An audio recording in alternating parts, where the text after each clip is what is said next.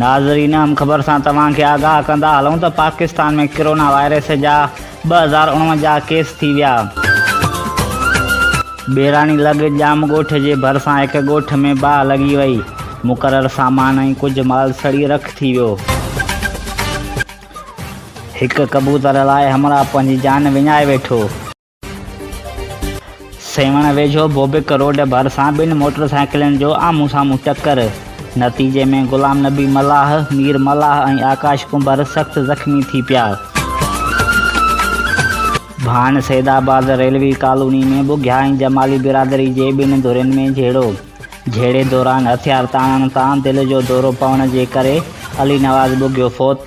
घर में कोहराम, फ़ौती जो लाश थाणे ते रखी धरणो हयो वियो।